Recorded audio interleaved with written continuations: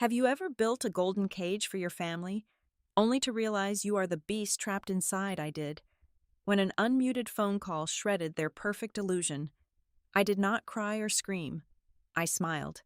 In that chilling silence, I orchestrated the most ruthless magic trick the upper class has ever witnessed to take everything back. Listen closely. The way a cornered woman cleans house is a lesson you never want to learn firsthand. Hello and welcome back to Maya Revenge Stories. Our channel was recently demonetized by YouTube, leaving us without the budget to keep our operations running. If you find today's story engaging, please consider supporting us with just a $1 donation by scanning the PayPal QR code on your screen or clicking the link in the description or pinned comment. Your support helps us pay our hardworking staff to cover their living expenses and continue creating these stories for you. My name is Margaret Perkins. I am 34 years old, and for as long as I can remember, my primary function in life was to be a human checkbook. I serve as the Vice President of Strategy at Veridian Prime Technologies, a massive corporate entity right in the beating heart of Chicago. My days are measured in corporate acquisitions, market shares, and merciless boardroom negotiations. Yet, despite my title and my income, my most demanding job was managing the manufactured crises of my parents, Patricia and Robert, and my younger sister, Clara. To the outside world, the Perkins family was a portrait of old money and refined grace. Behind closed doors, they were a financial black hole, and I was the singular force keeping them from collapsing into absolute ruin. I was their unlimited ATM, their crisis manager, and their silent benefactor. I bought the cars, I paid the leases, I funded the illusions. It was a Tuesday afternoon when the facade finally cracked. The sky outside my corner office window was a heavy, suffocating gray. I had my banking portal open on my primary monitor, hovering my mouse over a pending wire transfer of $50,000. This was simply the advance payment for the luxury event company we hired every year to organize our family winter gala at the ski chalet I owned in Park City, Utah. It was a staggering amount of money for a single party, but it was expected of me. I picked up my cell phone and called my mother just to confirm the floral arrangements before I hit send. Patricia answered on the second ring, her voice carrying that airy, distracted tone she reserved exclusively for me. Margaret, darling, yes, 50,000 is perfectly fine. Just ensure they use the imported white orchids this time. The local ones look so dreadfully cheap, she said. Understood, Mother, I replied. I will authorize the transfer now. Wonderful. I have to go. The caterer is here, she said. I heard the dull thud of her phone being placed face down on the marble island of her kitchen. She had forgotten to tap the red button to end the call. The line remained wide open. I pulled my phone away from my ear, my thumb moving to disconnect, when another voice drifted through the speaker. It was my father, Robert. He sounded annoyed. Was that the warden? He asked. Yes, she is sending the money for the gala, Patricia replied, her voice slightly muffled but unmistakable. Then came the high-pitched, entitled sigh of my younger sister, Clara. Clara was 28 years old, a self-proclaimed visionary artist who had never sold a single canvas, entirely because she lived in a luxury downtown loft that I paid for every month. God, Margaret is so rigid, Clara complained. She is just so bland and exhausting. Talking to her is like reading a tax return. How can someone with so much money be so completely devoid of personality? Robert let out a soft, mocking chuckle. Your sister lacks our creative spirit. Clara, she has the soul of an accountant. But let us be honest. Someone has to do the heavy lifting so you can focus on your art. I sat frozen in my ergonomic leather chair. The cold draft from the window suddenly felt like ice against the back of my neck. My hand hovered over the phone, paralyzed not by sadness, but by a chilling, creeping dread. Then, Patricia delivered the final blow. Her tone was not angry, it was not malicious, it was worse, it was casually indifferent. Oh, leave her be, Patricia said, her voice drifting clearly across the digital connection. She's a mistake we kept too long. The silence in my office became deafening. I stopped breathing. I was 22 when I got pregnant with her, my mother continued, sighing dramatically. It ruined the best years of my youth. But look at it this way. If we had not kept the mistake, who would be paying for the Park City house? Who would be funding your gallery exhibition next month? Clara Margaret buys her place at our table because she knows she does not naturally belong in our world. It is a fair trade. In the movies, this is the moment the protagonist breaks down. This is when the tears fall, the phone drops to the floor, and a dramatic scream echoes through the room. I experienced none of that. I did not shed a single tear. My chest did not heave with sobs. Instead, every ounce of blind devotion, every shred of desperate longing for my parents' approval, simply evaporated. It was replaced by a clarity so sharp and cold, it felt like a surgical blade. The unconditional love I had bled out for them vanished, leaving behind a perfectly rational, entirely ruthless corporate strategist. I calmly reached toward my desk dashboard, accessed the smart home application linked to my mobile device, and hit the record button. I captured the ambient sounds of their laughter, the clinking of their expensive wine glasses, and the undeniable proof of my own exploitation. When I was satisfied, I quietly terminated the call. I turned my attention back to the glowing screen of my laptop. The $50,000 wire transfer was still pending, waiting for my final authorization. Without a flicker of hesitation, I dragged my cursor to the corner of the prompt and clicked cancel. The funds settled firmly back into my private account. Next, I opened a new, blank spreadsheet. The blinking cursor waited for my command. I typed a single title at the top of the document: The Recovery Plan. My family thought I was a rigid, uncreative accountant. They were about to learn that numbers never lie, and a ledger always, eventually, balances itself out. My first move was not anger. It was a forensic audit. I locked myself in my home office and spent the next 6 hours dissecting the financial anatomy of my so-called family. The truth of their parasitic existence was laid bare in black and white across my triple monitors. I held 100% ownership of the limited liability company that legally possessed the Park City ski chalet. The title of the sprawling, multi-million-dollar estate was entirely in my name. The fleet of luxury vehicles they flaunted around town, including the 2 vintage European sports cars my father obsessively polished, and the custom luxury SUV my mother drove to her exclusive country club, were all registered under a corporate lease that I personally guaranteed and paid for every 30 days. Even Clara's latest vanity project, a high-end fashion boutique situated in the most expensive retail district of the city, was bound by a commercial lease bearing my signature as the sole financial backer. They owned absolutely nothing. They were merely authorized users heavily withdrawing from the bank account of my life. I needed a surgeon, legally speaking. The following morning, I took a private elevator up to the 55th floor of a glass skyscraper in downtown Chicago to meet with Vance. Vance was an infamous financial attorney, a man known in elite corporate circles not for his compassion, but for his terrifying surgical precision in asset recovery and hostile corporate divorces. I sat across from his massive mahogany desk, sliding a thick, leather-bound binder toward him. "I want a complete purge, Vance," I said, my voice perfectly steady and completely devoid of any familial warmth. "Every asset, every line of credit, every property lease, I want them severed entirely, and I want the legal walls built so high and so thick that they will break their fingers trying to scratch their way back in. Leave absolutely no loopholes for emotional appeals or squatters' rights." Vance opened the binder, his sharp eyes scanning the ledgers, the routing numbers, and the property deeds.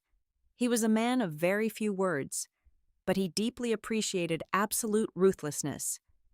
He immediately began running standard background and credit checks to map out the legal separation structure. The room was silent except for the rapid clicking of his keyboard.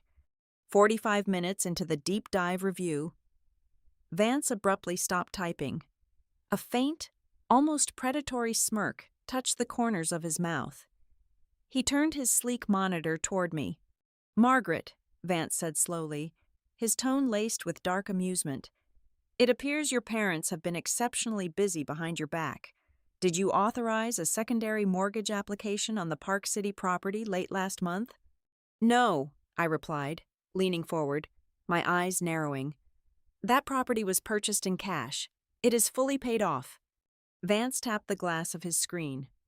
"Well, Robert and Patricia attempted to leverage the chalet as collateral for a high yield, short-term loan from a private, unregulated lender, a shadow bank. Essentially, they were trying to secure a lump sum of $500,000. "Why would they need $500,000 off the books?" I asked, though the disgusting answer was already forming in the back of my mind. "Because of this," Vance said, bringing up a highly classified shadow credit report. "Your sister Clara has accrued a massive, undocumented gambling debt at several underground tables. Your parents tried to quietly bail her out by putting your house on the line. The only reason the loan did not clear and you did not lose your property is that the underwriter eventually realized the limited liability company structure required your physical signature to release the equity. They had tried to steal my house to pay for her gambling addiction." A cold, electric thrill shot through my veins. This was no longer just about cutting them off financially. This was a fatal, catastrophic weakness. What they had attempted was textbook bank fraud.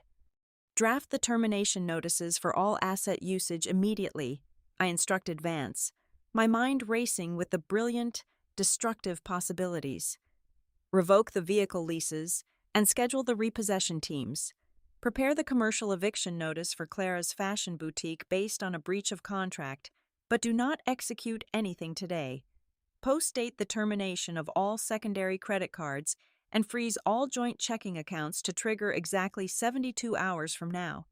Vance nodded, his expensive fountain pen flying across his legal pad. "And the attempted mortgage fraud." "Keep that file secure," I said, a genuine smile finally reaching my face. "That is my insurance policy." I left Vance's office with a meticulously crafted blueprint for their total destruction. When I returned to my penthouse, my phone buzzed on the kitchen island. It was a notification from the Perkins family group chat. My mother had just sent a glossy photo of herself and Clara sipping expensive champagne in the first-class lounge at O'Hare International Airport. They were waiting for their flight to Milan, Italy, for a luxury shopping spree before the winter gala. "Toasting to our beautiful Margaret for making this fabulous trip possible." My mother texted, "We love you so much. Darling, see you in Utah." I stared at the glowing screen, reading the sickeningly sweet words from the very same woman who had called me a mistake. My fingers did not tremble as I typed my reply. "Love you all too," I wrote, making sure to add 3 bright red heart emojis for maximum effect. "Have a wonderful time in Milan. Buy absolutely everything you desire. You deserve it." I hit send and locked my phone. Tossing it onto the sofa, I walked over to the floor-to-ceiling window of my apartment, watching the distant planes tracing white lines across the pale sky. The clock was officially ticking. In exactly 14 hours, their flight would touch down in Europe. They would shop with cards that were about to become useless plastic, secure in the knowledge of a wealth that no longer existed. I poured myself a glass of red wine, took a slow sip, and watched the seconds tick by, waiting for the altitude drop. While my mother, father, and sister were 30,000 feet in the air, enjoying the free-flowing champagne in their first-class cabin on the way to Milan, I initiated the demolition protocol. The moment their flight tracker indicated they were over the Atlantic Ocean, completely out of cellular range and blissfully ignorant, I made my first strategic strike. The Park City Chalet was a highly coveted piece of real estate, but I had absolutely no intention of putting it on the open market. I wanted a specific buyer. I called Eleanor Vance. Eleanor was the undisputed queen of the Chicago social scene and my mother's ultimate arch-nemesis. They had spent the last 2 decades engaged in a bitter, passive-aggressive Cold War over charity board seats, country club status, and bragging rights. I offered Eleanor the fully furnished multi-million-dollar chalet for exactly 40% below market value. It was a spectacular steal, practically a giveaway in that exclusive zip code. I had only one condition for the heavy discount. "Eleanor," I said over the phone, my voice smooth and strictly professional, "the property is yours for a fraction of its worth, but the deed transfer happens today, and you must take physical possession of the house by tomorrow morning." Eleanor let out a sharp, delighted laugh, instantly recognizing the brutal social execution I was orchestrating. "Margaret, darling," she purred, the excitement practically vibrating through the receiver. "I have my interior designer on speed dial and my ski gear already packed. Consider it done." With the house officially sold to the enemy, I needed to deal with the remnants of my family's physical presence. I hired a rapid response eviction crew based in Utah. Their instructions were precise and brutally efficient. They had exactly 8 hours to sweep through the massive chalet and pack every single item belonging to Patricia, Robert, and Clara. I explicitly forbade the use of premium packing materials, no protective bubble wrap, no custom garment bags for my mother's designer dresses. I ordered the crew to shove their expensive winter coats, custom ski boots, and bespoke jewelry boxes into the cheapest, thinnest cardboard boxes they could find. Once packed, the entire collection of their pretentious lives was loaded into a rented moving truck and dumped into a non-climate-controlled, low-tier public storage unit on the gritty, industrial outskirts of Salt Lake City. Back in Chicago, I turned my attention to Clara's beloved fashion boutique. Since I was the sole guarantor on the commercial lease and had intentionally halted the automatic rent payment for the month, I invoked my right to surrender the premises. I dispatched an urgent message to the building management company. By 2 o'clock in the afternoon, a maintenance worker had drilled out the shiny brass locks on the boutique's front doors and replaced them with heavy industrial deadbolts. A bright neon orange legal notice of eviction for non-payment was slapped directly in the center of the pristine display window, fully visible to every wealthy pedestrian strolling down the luxury shopping avenue. Clara's fake empire was sealed shut. My final logistical strike was their return journey. I logged into my airline portal and viewed their extravagant, direct business class return tickets from Milan to Utah for the upcoming Winter Gala. With 2 quick clicks, I canceled the original booking. The airline system cheerfully refunded me over $25,000. I then rebooked them on the absolute cheapest budget airline I could locate. I downgraded their seats to basic economy, the kind of airline where you are charged extra for carry-on luggage and a small cup of water to ensure maximum suffering. I selected a flight route with 3 separate, agonizing layovers. They would be flying from Milan to Frankfurt, then to Newark, then to Denver, before finally landing in Utah. A smooth, luxurious 11-hour trip was transformed into a grueling 36-hour ordeal, crammed in the back row right next to the lavatories. The trap was flawlessly set. The Trojan horse they thought was their glamorous life had been hollowed out and burned to ash from the inside. I opened my mobile phone settings, disabled my location tracking, and permanently disconnected my cellular number. I swapped my SIM card for a new one, completely erasing the primary bridge they had to reach their human bank account. That evening, the winter storm outside my penthouse cleared, revealing the sparkling city lights of Chicago. I poured myself a generous glass of vintage red wine and sat on my velvet sofa, opening my secure financial dashboard. I spent the next hour simply watching the notifications roll in. Refunds from the luxury event planners, the massive wire transfer from Eleanor, the liquidation of the vehicle leases. I took a slow, deeply satisfying sip of dark red wine as I watched hundreds of thousands of dollars flow like a beautiful golden river right back into my own name. I did not have to be in Utah to know exactly how the altitude drop felt. I watched the climax unfold live through the high-definition security cameras I had installed above the chalet doors, the feed routing directly to my private tablet in Chicago. I poured myself another glass of wine and pressed play on the live video, ready for the main event. 36 hours. That is exactly how long it took my family to drag themselves from the luxury boutiques of Milan back to the freezing mountains of Utah. By the time their budget airline touched down, the glamorous facade of the Perkins family had been severely eroded. I had already watched the initial stages of their panic through the digital alerts on my banking dashboard. My father had attempted to authorize a luxury vehicle at the rental desk. Denied. He swiped a second card. Denied. A third. Insufficient funds. Stripped of their platinum cards, the three of them were forced to hail a shared public taxi, cramming their oversized, heavy designer luggage into the trunk of a beat-up sedan. The grainy taxi pulled up to the driveway of the Park City estate, just as heavy snow began to fall. Patricia stepped out first, her expensive Italian leather boots sinking deep into the freezing slush. Her hair, usually perfectly styled, was a tangled, static mess from 3 miserable economy flights. Robert and Clara followed, shivering and looking absolutely wretched as they hauled their heavy suitcases up the stone steps. My mother marched straight to the electronic keypad by the massive oak door. She aggressively punched in her 6-digit code, expecting the warm, luxurious embrace of the home I had paid for. A sharp, hostile red light flashed on the panel. She scoffed, assuming the winter cold was affecting the sensors, and punched the numbers again. Another red flash. "Open this door immediately," Patricia yelled, slamming her gloved fist against the heavy wood.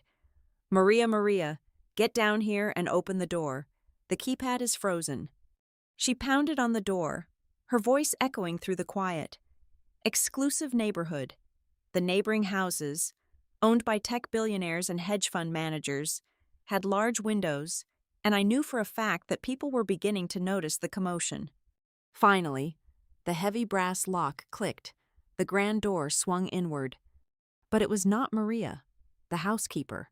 Standing in the grand foyer, wearing a stunning cashmere sweater and holding a crystal flute of expensive champagne, was Eleanor Vance, my mother's absolute worst nightmare. Patricia froze, her hand still raised mid-knock, the color drained completely from her face. "Eleanor," my mother gasped, her voice barely a whisper. "What in the world are you doing inside my house?" Eleanor took a slow, deliberate sip of her champagne, her eyes gleaming with absolute venomous joy. "Your house," Eleanor laughed, a sharp, ringing sound that cut straight through the winter air. "Oh, Patricia, darling, you must be deeply confused. Or perhaps the altitude is finally getting to your head. This is my house. I purchased it yesterday afternoon, paid in full. The deed is sitting right there on the kitchen island." "That is a lie," Robert shouted, stepping forward, his face turning purple with rage. "Margaret owns this house. She would never sell it." Eleanor raised a perfectly sculpted eyebrow, thoroughly enjoying the spectacle. She reached into the pocket of her tailored trousers, pulled out a cheap, tarnished metal key attached to a plastic tag, and tossed it into the snow at my mother's feet. "Margaret sends her regards," Eleanor said, her voice dripping with mock sympathy. "She also asked me to give you that. It is the key to Unit 412 at the public storage facility by the highway. The movers packed up all your little trinkets yesterday. Do be careful with those boxes. I told them to use the cheap tape." Patricia looked down at the dirty key in the snow, her brain failing to process the catastrophic reality. Across the street, the wife of a prominent senator had stepped out onto her porch, openly staring at the humiliated Perkins family standing on the welcome mat. "You cannot do this," Patricia shrieked, losing every ounce of her refined socialite persona. "We have rights. We have a winter gala to host. You have precisely 2 minutes to get off my property before I call the local authorities and have you arrested for trespassing," Eleanor replied smoothly, taking another sip of her drink. "Have a dreadful evening, Patricia." The heavy oak door slammed shut, the deadbolt locking with a loud final click. Total, suffocating panic set in. I watched through the camera as Robert desperately pulled out his phone, his frozen fingers fumbling across the screen to dial my number. He held it to his ear, waiting for the familiar ring that would bring his obedient daughter rushing to fix his problems. Instead, I knew exactly what he heard. "The number you have dialed is no longer in service." He pulled the phone away, staring at the screen in pure terror. "Her number is disconnected," he muttered, his voice cracking. At that exact moment, Clara let out a piercing, hysterical scream. She had just opened her email inbox. She dropped her phone into the snow and sank to her knees, completely ignoring the mud staining her expensive coat. "My store," Clara sobbed uncontrollably, gasping for air. "The management company just sent me an email. The locks are changed. They evicted me. Everything is gone." There they were, stripped of their titles, their money, their shelter, and their pride. They had no access to my bank accounts. Their credit limits were at zero. Their luxury cars were repossessed, standing in the middle of a blizzard, surrounded by the elite peers they had spent a lifetime trying to impress. They were entirely exposed. With absolutely no other options, and the biting wind dropping the temperature below freezing, Robert bent down and picked up the cheap storage key. The three of them grabbed the handles of their freezing luggage. The wheels of their suitcases scraped harshly against the icy pavement as they began the long, humiliating walk down the mountain, heading toward the highway to find a cheap roadside motel. Finally feeling the crushing gravity of the real world. By the time the sun rose over the cheap, stained curtains of the roadside motel where my former family had spent the night, my mother had already launched her desperate counterattack. Deprived of her wealth and her physical shelter, she resorted to the only currency she had left in her arsenal, her manufactured victimhood. Sitting on a cheap polyester bedspread, Patricia drafted a massive, tear-jerking statement and posted it across all of her social media platforms. She claimed I had suffered a severe mental breakdown. She wrote that I had been brainwashed by a malicious corporate financial advisor and that I had used confusing legal jargon to steal their hard-earned family assets. She painted a tragic picture of an elderly couple and a struggling artist sister thrown out into a freezing winter blizzard by an ungrateful, psychotic daughter. She tagged the local media outlets. She tagged the prominent members of her country club. Within exactly 2 hours, the post went entirely viral in our elite Chicago circles. The digital tabloids began picking up the story. My secure work inbox began to fill with outraged messages from distant cousins and aunts. The very same relatives who had happily devoured the expensive catered meals and drank the imported champagne I had paid for at every single family gathering over the last decade. They called me a monster. They called me a disgrace. They demanded I return the properties immediately. They wanted a dramatic public spectacle. I was more than happy to deliver an absolute massacre. I did not issue a vague public relations statement. I did not go online to defend my character or argue with my aunts in the comment sections. I simply opened my encrypted email client and composed a new, blank message. In the recipient line, I pasted a master contact list I had quietly compiled over the years. It contained the private email addresses of every single member of my mother's exclusive country club, the entire charity gala board of directors, all 75 members of our extended family tree, and the social editors of the 3 major lifestyle magazines in the city. The subject line was simple and professional: the reality of the Perkins family wealth. The body of the email contained absolutely zero text. I let the indisputable evidence speak for itself. I attached exactly 2 files to the message. The first file was the audio clip I had saved from my smart home application. It was crisp, digitally enhanced, and unmistakable. It began with the arrogant clinking of expensive crystal glasses and ended with my mother's cold, callous voice echoing perfectly through the speakers. "She is a mistake we kept too long." The recording captured their entire conversation, detailing exactly how they only tolerated my existence to serve as their personal bank account, proving without a shadow of a doubt that their familial love was nothing more than a calculated financial transaction. The second file was a heavily encrypted, 50-page document. It was a flawless, certified financial ledger detailing every single expense I had covered to maintain their fake upper-class illusion over the past 10 years. It listed every luxury car payment, every mortgage installment, every designer gown, every single vacation flight, and the massive rent for Clara's vanity boutique. The grand total printed boldly at the bottom of the final page was $2,500,000. I hit send. Then, I poured myself a cup of black coffee and watched the digital avalanche completely obliterate their world. The shift in public opinion was instantaneous and violently absolute. In the ruthless world of the upper echelon, you can be cruel, you can be vicious, and you can be entirely unlikable, but you can never, ever be exposed as a broke, freeloading parasite. The very friends who had left sympathetic comments on my mother's post just an hour earlier immediately deleted their messages and blocked her profile. The charity board convened an emergency virtual meeting and quietly removed my mother from her chairwoman position before lunchtime, erasing her name from their website. The loud, righteous relatives who had condemned me suddenly went completely silent, terrified that I might send them the bills for the family events they had attended. My parents were not just socially exiled, they were radioactive. Their elite facade was violently ripped away, leaving them completely naked in their shame. Late that afternoon, a notification popped up on my private professional networking account. It was a direct message from Clara. She was frantic and furious. Her message was a long, unhinged rant filled with venom. She cursed my name, blamed me for ruining her life, and demanded that I at least wire her enough cash to secure a new apartment because she was absolutely terrified of sleeping in a motel. I did not argue with her. I did not even type a single word in response. I simply uploaded a high-resolution image file and sent it to her.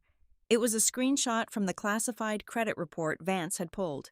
It was the detailed, itemized list of her underground casino debts, complete with the terrifying names of the unregulated shadow lenders she owed money to. It was a massive debt totaling hundreds of thousands of dollars, without my pristine credit and endless cash flow to shield her. Those aggressive debt collectors would be looking for her directly. I watched the chat application mark the image as read. I waited 3 seconds, and then I permanently blocked her profile. The blizzard of truth had buried them, and I was finally free from the cold.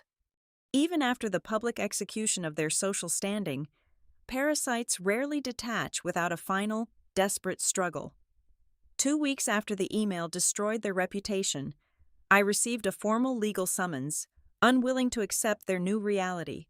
Robert and Patricia had found a desperate, bottom-tier lawyer who operated out of a rundown strip mall.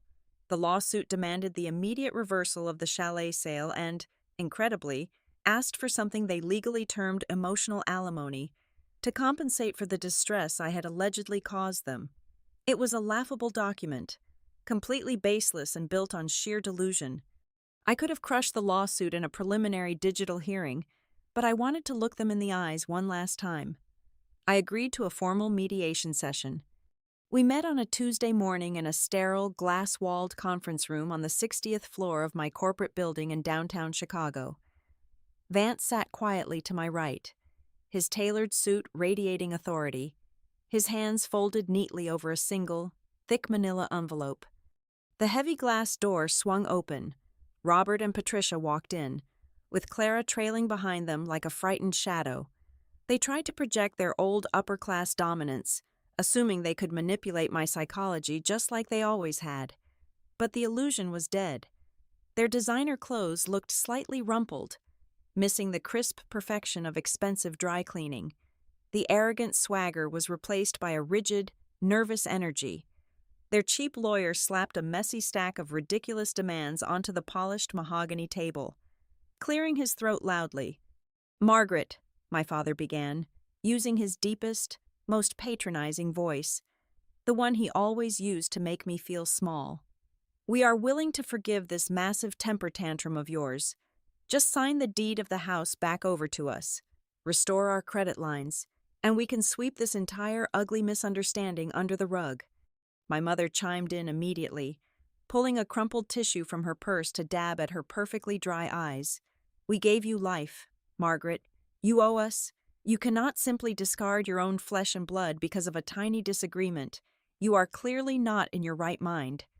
I let their pathetic words hang in the silent air for a long, heavy moment. I did not feel anger. I did not feel sorrow. I simply felt entirely empty of them. I turned slightly to Vance and gave him a single, definitive nod. Vance did not say a word. He simply opened the thick manila envelope and slid 3 pieces of paper across the long table. They came to rest right in front of my father. What is this nonsense? Robert snapped, aggressively picking up the top sheet. As his eyes scanned the printed text, the fake color drained entirely from his face, leaving him a sickening shade of pale gray. That, I said, my voice as calm and cold as a frozen lake, is the shadow mortgage application you filed 3 weeks ago to secretly bail Clara out of her underground gambling debts. And right there, at the bottom of the second page, is my signature, authorizing the use of my property as collateral. I leaned forward, resting my arms on the table, locking eyes with the man who had used me for a decade. The only problem, Father, is that I never signed that document. I was at a corporate summit in New York that entire week. You and Mother forged my signature on a highly regulated financial instrument to secure a shadow loan of $500,000. The cheap lawyer leaned over to look at the papers. He immediately paled, closed his battered briefcase with a loud snap, and stood up. I absolutely cannot represent you in matters involving federal bank fraud, the lawyer stammered, practically running out of the conference room and leaving them entirely alone. Patricia began to hyperventilate, clutching her chest. Clara buried her face in her hands, sobbing loudly. Robert just stared at the forged signature, his hands shaking violently. Forging a signature to secure a loan across state lines constitutes federal wire fraud and bank fraud, I explained clearly, making sure they understood the absolute gravity of their mistake. The maximum penalty is up to 30 years in federal prison, not a luxury country club prison, a real one. Vance slid a new, incredibly thick legal binder across the table, along placing a heavy black pen right on top of it. This is my final offer, I told them, delivering the ultimate checkmate. Inside this binder is a permanent severance agreement. By signing it, you forfeit any and all claims to my assets, my companies, and my money forever. You agree to a lifetime non-disclosure and no-contact order. You will never call me, email me, or approach me again. You will live the rest of your lives entirely on your basic state pensions and whatever loose change you can scrape together. In exchange, I will keep the original copies of your forged documents locked in a secure corporate vault, and I will not hand them over to the Federal Bureau of Investigation today. Margaret, please, my mother begged, her voice cracking as genuine, terrified tears finally spilled down her face. We are your parents. You would not send your own mother to prison. We have absolutely nothing left. You are right, I replied softly, showing zero mercy. You have nothing left to take from me. Sign the papers, or Vance makes the phone call right now. The staggering arrogance that had defined their entire existence completely shattered right before my eyes. Defeated, terrified, and broken. My father picked up the heavy black pen. His hand trembled so violently he could barely hold it straight. He signed his name on the dotted line. My mother followed, weeping openly in absolute despair, her tears staining the legal parchment. Clara signed last, not even bothering to read the terms. They did not say a single word as they stood up and shuffled out of the glass room. They looked small, old, and utterly irrelevant. They had officially erased themselves from my life. I walked out of the corporate skyscraper a few minutes later. The freezing wind of the Chicago winter hit my face, but for the first time in my 34 years, it did not feel bitter. It felt crisp, clean, and beautifully liberating. I breathed in the icy air, tasting absolute freedom. The next morning, I took a massive portion of the multi-million-dollar funds from the sale of the Park City Chalet and established a private educational foundation. I named it the Unwanted Daughters. It was a fully funded scholarship program designed exclusively to provide full university tuition, housing, and financial independence for young women who were cut off, disowned, or financially abused by toxic families. I was finally turning the money they used for vanity into armor for women just like me. As I sat in my quiet penthouse, looking out over the sparkling city skyline, I finally understood the absolute truth. The greatest revenge is not destroying their lives, but leaving them to live with their true selves without this mistake holding them up. In the end, I am no longer their mistake. I am my own masterpiece. Thank you so much for listening to my story today. I would love to know where you are listening from, so please let me know in the comments below. If you found today's story engaging and want to support our channel, please consider helping us with just a $1 donation. You can easily do this by scanning the PayPal QR code on your screen or by clicking the PayPal link in the description or the pinned comment. Your generous support allows us to pay our hardworking staff so they can feed their families and continue creating even better stories for you. Thank you, and stay strong.